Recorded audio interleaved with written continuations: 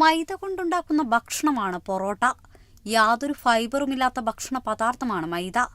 ഒരു average പൊറോട്ടയിൽ 340 calorie അടങ്ങിയിട്ടുണ്ടാകും. ഇത് ശരീരഭാരം വർദ്ധിപ്പിക്കാൻ കാരണമാവുകയും ചെയ്യും. മാത്രമല്ല, പൊറോട്ട ദഹിക്കാൻ ഏറെ സമയമെടുക്കുന്നതുകൊണ്ട് തന്നെ ദഹന പ്രശ്നങ്ങളും സൃഷ്ടിക്കും. പൊറോട്ടയിൽ രുചി കൂട്ടാൻ ഉപയോഗിക്കുന്ന പലതും നമ്മുടെ ശരീരത്തിന് അപകടകരമാണ്. എന്നാൽ പൊറോട്ട മുഴുവനായും ഉപേക്ഷിക്കേണ്ട ആവശ്യവുമില്ല.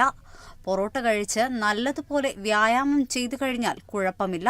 പൊറോട്ടയ്ക്കൊപ്പം പ്രോട്ടീനും നാരുകളും അടങ്ങിയ ഭക്ഷണം കഴിക്കുന്നത് ദോഷം ഒരു പരിധിവരെ കുറയ്ക്കാൻ സഹായിക്കും. പൊറോട്ടയ്ക്കൊപ്പം സാലഡുകൾ കഴിക്കുന്നതും ഗുണം ചെയ്യും. 2 പൊറോട്ട കഴിച്ചാൽ അത്യാവശ്യം വലിപ്പമുള്ള ഒരു സവാള കൂടി കഴിക്കുന്നത് ദോഷം ഒരു പരിധിവരെ ഒഴിവാക്കാൻ സഹായിക്കുന്നതാണ്. ഇതിലെ നാരുകൾ പൊറോട്ട ദഹിപ്പിക്കും.